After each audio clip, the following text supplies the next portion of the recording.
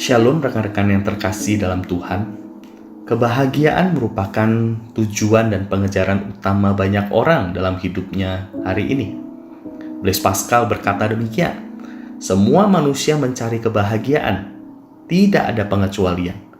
Apapun sarana yang berbeda yang mereka gunakan, mereka semua sedang mencari satu hal yang sama, kebahagiaan. Penyebab sebagian manusia pergi berperang dan sebagian yang lain menghindari perang adalah keinginan yang sama akan kebahagiaan dari sudut pandang yang berbeda. Kehendak utama dari hati manusia adalah mencari kebahagiaan. Inilah yang menjadi motif dari setiap tindakan manusia, bahkan menjadi motif dari mereka yang bunuh diri. Saudaraku, kebahagiaan diartikan secara berbeda oleh setiap orang. Ada yang memahaminya sebagai hidup yang sukses, berhasil, dan signifikan. Hidup yang kaya, berprestasi, dan berpencapaian. Akibatnya, seluruh hidup, tenaga, waktu, konsentrasi dipakai untuk bekerja lebih keras, berusaha lebih banyak, tidur lebih sedikit, hanya untuk menghasilkan lebih banyak. Ada yang memahaminya sebagai hidup yang dicintai, hidup yang dihargai, hidup yang diterima dan populer. Akibatnya semua usaha dipakai untuk mendapatkan cinta, mendapatkan penghargaan, membangun nilai diri berdasarkan caranya sendiri. Takut tidak punya pacar, tidak tahan kalau tidak pacaran, takut ditolak, takut dikritik, selalu hanya menampilkan sisi yang terbaik dari dirinya dan tidak lagi menjadi otentik. Ada yang memahaminya sebagai hidup yang bermakna, bersumbangsi, dan ada juga yang memaknainya sebagai hidup yang dapat dinikmati. Sehat, bisa makan, minum, main, pakai, jalan sepuasnya dalam hidup yang hanya satu kali ini. Akibatnya, kerja keras, overtime, workaholic, tujuannya hanya untuk bisa makan, minum, pakai, jalan sepuasnya. Pengejaran kebahagiaan karena itu seringkali merupakan sebuah pengejaran yang melelahkan.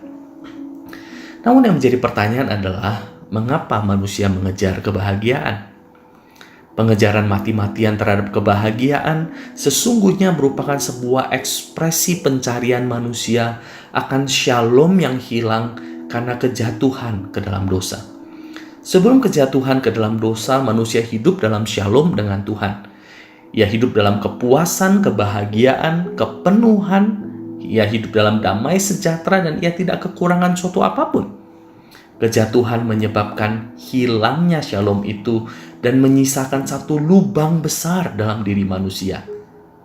Pengejaran akan kebahagiaan dalam berbagai versi adalah usaha manusia untuk mengisi lubang shalom yang hilang itu dengan caranya sendiri.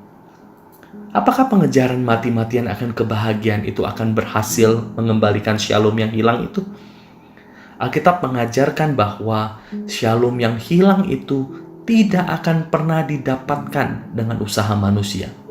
Semua versi kebahagiaan yang diusahakan sendiri oleh manusia terlepas dari Allah hanya akan memberikan kebahagiaan yang sementara dan tidak akan pernah benar-benar memberikan shalom.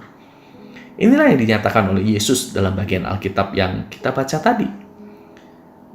Yesus sedang berbicara mengenai Sabat. Secara sederhana, Sabat berarti istirahat atau rest. Namun bukan sekedar istirahat secara badani, Sabat sebenarnya berbicara tentang deep rest, deep peace, kebahagiaan, damai sejahtera, ketenangan, istirahat dari jiwa, yang merupakan sinonim dari shalom yang dari tadi kita bicarakan. Ada dua hal yang menarik yang Yesus katakan. Yang pertama, Yesus berkata bahwa Sabat diadakan untuk manusia dan bukan manusia untuk Sabat. Kalimat ini juga berarti bahwa Sabat itu merupakan sesuatu yang diberikan, dianugerahkan, diadakan oleh Allah bagi manusia, bukan sesuatu yang diperoleh manusia dengan usahanya sendiri. Yang kedua, Yesus juga berkata, anak manusia adalah Tuhan atas hari Sabat.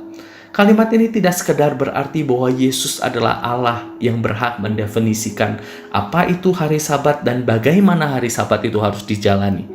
Tetapi Dalam hal ini Yesus sebenarnya juga sedang berkata bahwa ia adalah subjek dan sumber dari Sabat itu. Yesus sedang berkata bahwa ia adalah sumber dari deep rest dan deep peace itu. Yesus sedang berkata bahwa ia adalah sumber dari shalom itu. Di dalam Yesuslah ada hidup yang berharga, yang sejati itu. Di dalam Yesuslah ada kasih dan penerimaan yang tanpa syarat. Di dalam relasi dengan Yesuslah ada kenikmatan yang sejati. Di dalam mengerjakan panggilan Yesuslah ada hidup yang bermakna dan signifikan. Terlepas dari relasi dan keberpusatan pada Yesus, tidak ada Sabat dan tidak ada shalom. Terlepas dari Yesus, semua usaha manusia untuk mencari kebahagiaan hanya akan menjadi pengejaran yang melelahkan dan sia-sia. Rekan-rekan, apakah engkau sedang mengejar kebahagiaan versimu sendiri hari ini? Apakah engkau merasa kelelahan? Apakah engkau pernah merasa cukup, puas, dan aman dalam segala usaha pengejaranmu hari ini? Rekan-rekan, apa yang menjadi sumber dan tempat engkau menggantungkan deep peace dan deep restmu hari ini? Agustinus pernah berkata demikian, "My heart is restless until it finds its rest in thee." Saudaraku, maukah engkau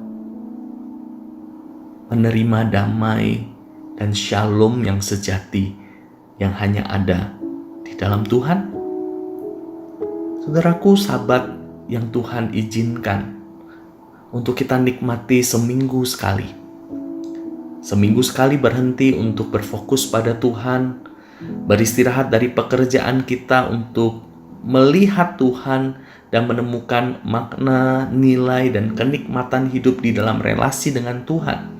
Sesungguhnya merupakan semacam cicipan awal dari shalom yang akan kita nikmati penuh di dalam kekekalan bersama dengan Tuhan. Maukah engkau menikmati Yesus sebagai Sabatmu yang sejati?